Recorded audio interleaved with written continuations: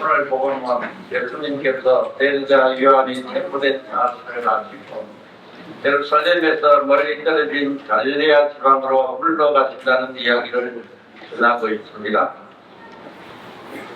갈릴레아는 멸시받고 있던 지방으로 유다인들이나 유다 지파의 이스라엘 사람들이 그들을 무시했기 때문입니다.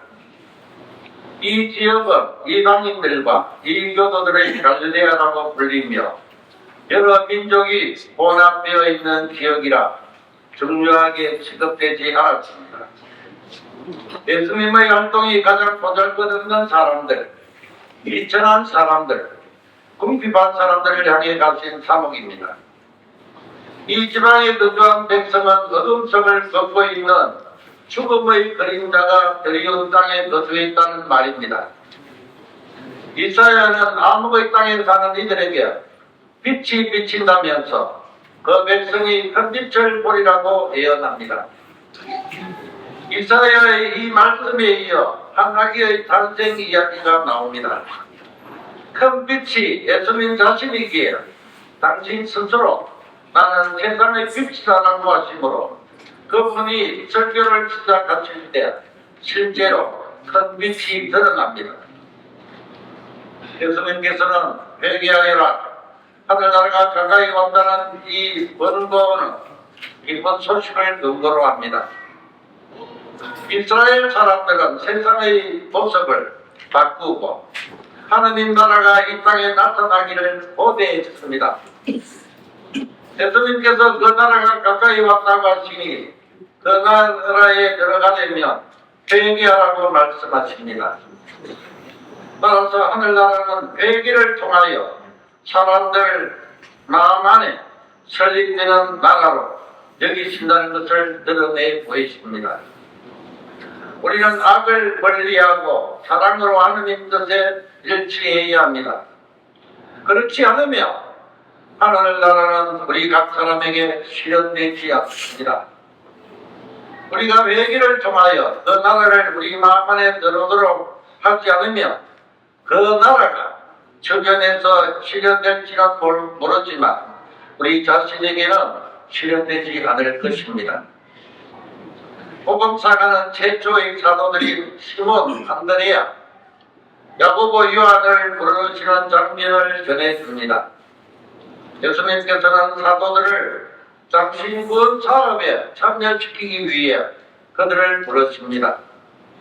이로써 예수님은 하느님 나라를 설계하심으로써 하느님 아버지께 대한 사랑을 드러내 보이시고 사도들을 당신 사업에 참여시키심으로써 형제들에 대한 사랑을 드러내 보이십니다. 처음에 부름받은 사람들은 바다에 어망을 던지던 순수한 어부들이지만 더 이상 고기를 잡는 일이 아니라 사람들을 낚아서 그들을 악에서 해방시키고 그들에게 참으로 인간에게 하느님의 자녀로서 존재를 부여하시겠다는 약속을 하십니다. 시몬과 안드레아는 바로 그 물을 버리고 스승이시고 주님이시며 구원자이심을 알아차리고 주저하지 않고 특별한 은혜를 갖고 계시는 그분을 따릅니다. 또 그 물을 손질하던 야고보와 요한도 부르심을 받고 배와 아버지를 버려두고 예수님을 따릅니다. 우리 시대에는 이런 부르심에 순종하는 것이 필요합니다. 우리는 하느님의 부르심에 순종하는 훌륭한 성공기를 보았으니 부르심을 받은 사람들이 모든 것을 버리고 예수님을 따를 준비를 하도록 우리는 기도해야 합니다. 이 독서에서 사도들은 자신을 내세워서는 안 되고 고린도 신자들 사이에서도 나는 바울로 편, 계파 편, 아폴로 편이라고 나누어지지만 서로 다른 사도들에게 집착함으로써 분열되어서는 안 된다고 합니다. 바울은 여러분을 위하여 십자가에 못 박히기라도 하였습니까? 아니면 여러분이 바울의 이름으로 세례를 받았습니까? 사실 그리스도만이 모든 사람을 위해 십자가에 못 박히셨고 세례는 성부와 성자와 성령의 이름으로 행해진 것은 분명합니다. 그래서 우리는 주님의 사고가 참으로 존경하는 사실을 알아야 합니다. 복음화 사업은 그분의 사업이며 사도들은 그분의 도구일 뿐입니다. 우리는 주님의 사업 도구에 지나지 않는 성직자들에게 지나치게 가치를 부여하지 말고 온전히 주님께 충실해야 합니다. 제가 석훈박도 떠난다 공식적으로 본가에 의사하러 온 것은 오늘 처음입니다. 제 항상 손을 내가요. 제 항상 손들을 놓아요. 없잖아요. 거의 40년이 지났기 때문에. 그래서 여기서 석훈박도 나갈 때는 사제신앙을 잘 하기를 바라는 형제자매들은 여건이 있지만 잘못 살 때도 많았습니다. 그래서 저는 현재 송년도 요셉간에 있습니다. 은퇴해가지고 거기 밥 먹을 때 보면은 계산동 출신들 봐라, 남산동 출신들 봐라. 남산동 출신이 현재 4사람 있습니다. 그리고 생존하는 출신 신분들 중에 저는 4번째입니다. 저희 첫 번째 서인이 저희 형님인데 지금은 치매로 인해가 병원에 입원되어 있습니다. 이강은 바울로 신부님이라고 이걸 중에 기억에 주시는 바람이 있습니다. 그동안 제가 다니면서 그런 것을 좀 살펴보고 있습니다. 어떻게 보면 대단한 거지만 여러분들도 그렇게 할 수 있습니다. 백부신에 볼당만 참석하였던 우리 남산 성당 전체 중등부 복작이 대구회의가 옛날에 있었어요. 아시는 분 계세요? 그때 영천, 포항, 명주, 인천 뭐 이런 시에도 아무도 안 나오고 시내 본당만 나왔습니다. 제가 성주 본당 신고 갔어요. 이런 사람은 문제 보냅니다. 그것도 성주읍이 아니고 초전면 소년기에 있는 조그만 마을인데 학생 입학자 몇 명 되겠습니까? 닭들 동무화가 연습시키고 저녁에 사생안에 들어가 밥 먹이고 그래 시켜가 봤어요. 처음에 떨어졌겠죠. 공안 신걸 본당에서 4강까지 올라갔습니다. 무엇이든지 하면 됩니다. 그럼 두 번째, 제가 아까 본당 식으로 그런 것을 갔는데 의임하고 첫 미사 후에 도로는 주임동 교훈도 맞고 금년 출납부 도장이 있어가지고 그때는 총회장 개인으로 평해회장이었습니다. 평해회장이 갖다 줬어요. 나도 봉사 들어간다. 나는 이런 거 하고 싶다. 한번 맡아봐라. 일주일 있다가 돌아가죠. 실은 도저히 못하겠으면 사무장에 가서 노상 뭐 쓴다 도장 찍어놓고 하고 다 결제받아야 되는데 그러잖아. 그러면은 내가 받아서 할게. 내 말 듣고 한다. 됩니까? 오늘부터 주일 넘는 지계별을 만들어서 그대로 작성한다. 그에 학전미사, 새벽미사, 교중미사, 저녁미사 옆에는 그때는 5만짜리 썼으니까 만원, 수표 만원, 5천원, 1,000원 때가 10원까지 다 주기라면서 숫자와 금을 쓰고 그 밑에 독서하신 분들이 계산을 해내가 사인을 합니다. 이렇게 해서 어떤 본당에서는 잘못된 게 드러나고 그랬습니다. 제 때문에 다른 본당 갖고 왔다는 걸 얘기했기 때문에 그러려고 그거 하고 있네요. 거의 모든 본당들이 그렇게 하고 있는 것 같아요. 그래서 긍정적으로 깨끗하게 사회가 맡아서 해야 되는 거 아닌가 이런 것을 보여드리고 있습니다.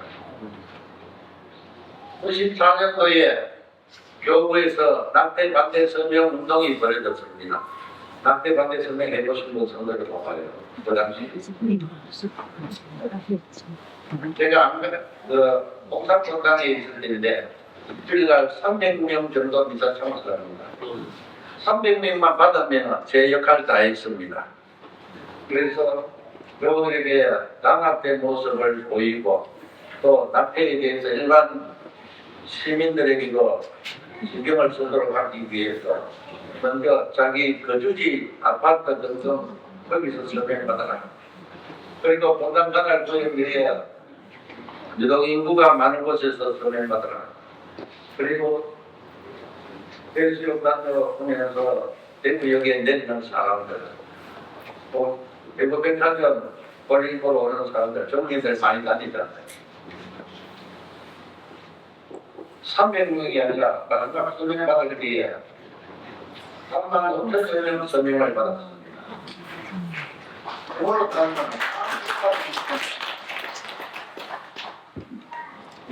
그래서 여러분들도 무엇인가 본당 시민님이 하자고 하면 응해주시는 이런 생각을 내릴 수 있습니다. 내가 맡은 일에 충실히 할 때에 마음 풀어나가는 그런 생각이 있어서 대구 교육에서 1등에 있습니다. 2015년 10년 전에 성주 일국 사도가 들어왔어요. 분천과 성당은 바로 옆입니다. 마이크 소리가 집회 때마다 시끄럽게 들렸어요. 현행위원장 매 6명이나 되는데 군의원들, 그 다음에 군소속 도의원 이렇게 정했는데 한두 달 하다가 군수하고 마찰이 생겨가지고 다 사퇴했어요. 그 다음에 저에게 옵니다. 4명이 공동위원장한테 제보고 공동위원장 맡아달라. 종교인이 한 사람 있으면 도움되거든요. 그래서 제가 생각해봤어요. 국민들 전체가 성교본당식으로서 종교 대상자한테 이미지를 좋게 심어줘야 되겠다. 그래서 마이크 잡고 가는 위원장들은 무슨 새끼 잘못간족하게 쓰러졌다. 또 올라가서 마이크 잡지도 못합니다. 입에서 욕을 못하니까 시골로서. 그래서 주민들이 문청을 사용하지 못하게 되고 문청 입구문을 닫아가지고 화장실도 못 사용하니까 성당 화장실 사용해라 개방하고 회합할 수 있는 강당도 내주고 우체국 앞에 성주 아시는 우체국 앞에 인도에 앉아가지고 집회를 합니다. 저는 수단을 입고 매일 나가서 관광수다고 하면서 그들을 격려했고 몇 년 전에는 1,000원짜리 집회를 이렇게 만들어가지고 아이들한테 몇 장씩 집회들면서 자매님들에게는 내일 이런 거 집회 나오십시오 하고 인사도 하면서 그래서 좋은 이미지를 심어주는 것이 정교에서 오면 안 되겠느냐 이런 마음으로 집회를 임했습니다. 서거시 되면은 정경들이 결정을 미리 먹고 집회에 옵니다. 중앙선 여기 중앙 내려오면 우리가 부분에 불을 쭉 쳐놓고 집회하는 국민들을 보호하고 있습니다. 정경들이 무슨 죄가 있습니까? 그래서 화장실도 가고 싶고 나중에 그래도 오잖아요. 1조 2조 나눠가지고 교대하는 무협에 다음 들어갈 병사들 정경들 월급팀에서 밥 사주고 쉬게 한다. 그 매가 나오는 사람들 밥 사주고 쉬게 한다. 매 3일을 들여다니다. 그래서 한 번은 소정리 거기에 어떤 젊은 어머니가 살을 몰고 아기를 데우고 들어가다가 정경들이 긴급하게 몰리는 바람에 중간에 다쳤어요. 남들은 거기 접근을 못하는데 제가 접근하니까 저한테 어떤 경험이 있는 전경들이 신부님 조심하시죠. 자신들이 하면서 그래서 저는 아메리카에 가가지고 그 자매에게 오르라 참석하고 죽이고 또 바깥에 있는 저 일행들이 들으면 안 되잖아요. 그러면서 또 따뜻거리다가 또 해결한다고 신경 썼습니다. 이렇게 해서 정교를 하는데 꼭 되기 위해서 사제가 해야 될 일이 무엇인가 생각하면서 활동했었습니다.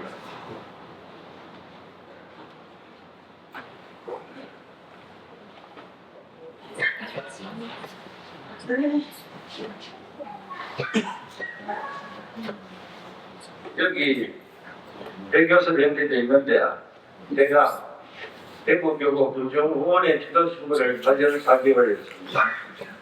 18년 동안 전임 주교님들 신부님들이 지도신문 받았는데 1년에 한 10만 원이었어요.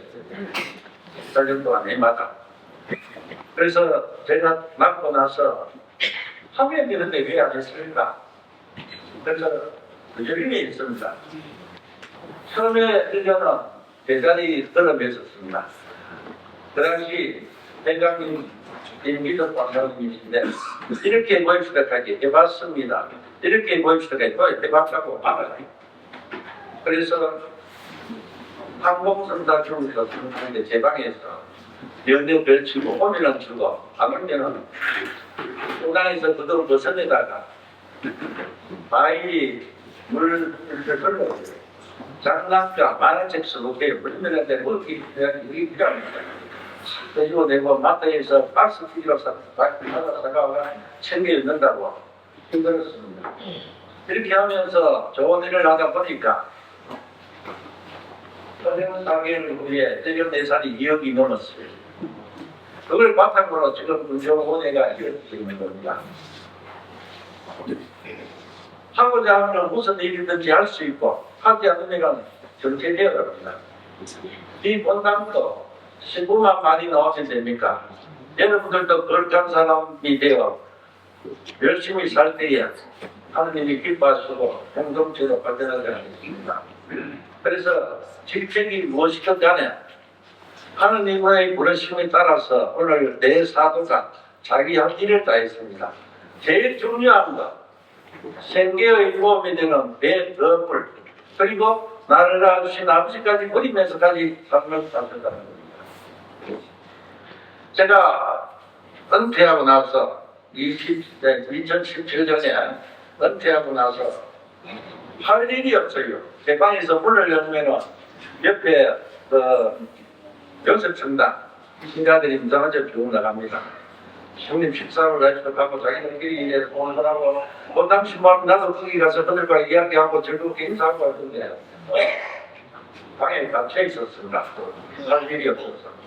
그래서 주민등록은 100% 옮겨난 상태이기 때문에 소정리 가만히 할 일은 없고 그 당시 문리현 신부님이 와가지고 좀 도와달라고 하기도 했고 그래서 한 2달 동안 거기 갔었습니다. 그리고 나서 만든 일을 다 하고 우리 집에서 보면은 바로 보이는 본동복지관이 있어요. 거기에 부엌에서 음식 장만하는데 봉사했습니다. 일주일 한 달에 한 7번에서 신자들이 하는 곳에는 안 들어갔습니다. 레지오별로 이렇게 본당에서 오는데 외인들만 하는 데가 하는데 한 번은 14번 동네 아줌마들이 이렇게 공부하더라고요.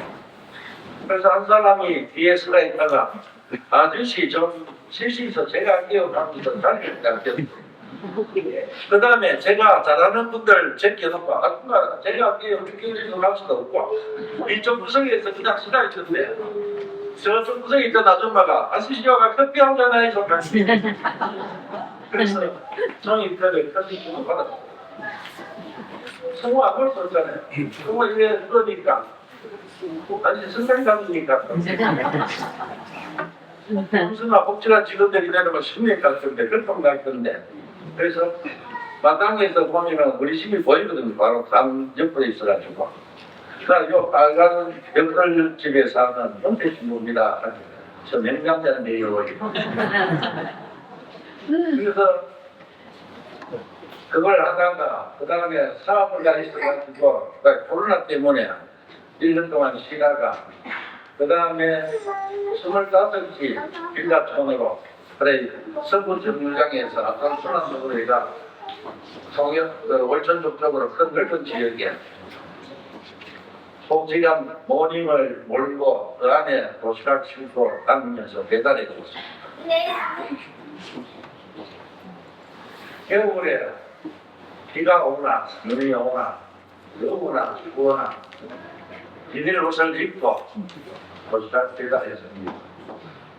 많이 신부들이 사는데도 서로 어떤 일을 하려고 하잖아요. 은퇴하고 나면 골프 치러 가면서 건강 챙기고 자기 취미 낚시나 가고 그래서 저는 골프도 안 하고 낚시도 안 하고 뒤떨어진 신부입니다. 남들이 비해가지고.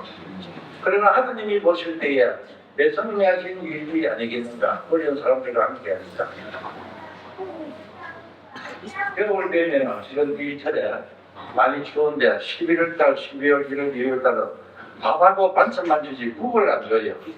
연세 많은 분들 국이 있어야 되잖아요. 내 개인 돈 사비로 3,400만 원 들여가지고 국 끓여갑니다. 불쌍한 사람들이 많아. 마트에서 그것을 갖다 줄 때도 있고 어떤 데는 철수시장 가서 교우가 판매하는 보디 가게에서 보디에 끓는다 5,000원짜리 10개를 자구를 중국산 안 사고 15,000원 주고 국산 사가지고 맛있게 드시고 제가 직접 같이 복지관 공사관 생활을 몇 사람하고 그래가지고 주마다 나누고 주머니 돈 있으면 뭡니까? 그런 사람들과 만나요. 그래서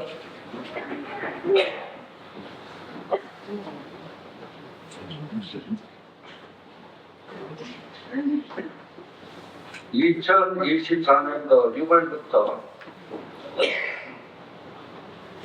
형님이 저하고 같이 지내다가 저는 4층에 있고 형님은 8층에 있는데 취미가 오는 거라네요. 명단한다고 한 1년 반 동안 도시락 배달 중단하고 있습니다. 평소에 이야기한 듯이 팔다리에 힘이 있으면 그때까지 계속 하겠다고. 그래서 언젠가는 봉사활동을 또 다시 합니다. 몇 달 전에 은퇴를 앞둔 신부들이 제주도에서 연수한다고 초보에 사진한 적이 있어요. 거기 간 신부들이 우리는 은퇴해서 뭐 해야 되나 하니까 제 이야기가 나왔대요. 이강태 신부처럼 도시락 봉사하고 하는 거 얼마나 좋습니까? 그렇게 말하면서 실천하기는 참 힘들습니다. 우리 모두 다가 내가 하는 일이 하나님께 좋게 보이도록 노력해야 되겠습니다. 제 자랑 같지만 제 자랑이 아니라 본당 출신 신부가 떠나고 나서 어떻게 살았는지 보고하는 것입니다.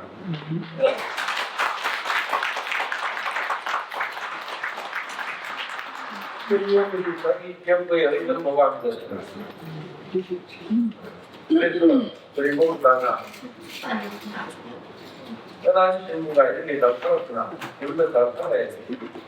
이 마음을 가지고 싶다 이런 말씀을 드린 겁니다. 과연 사람들이 사는 것처럼 나도 잘 살았는가? 잠시 묵상해 봅시다.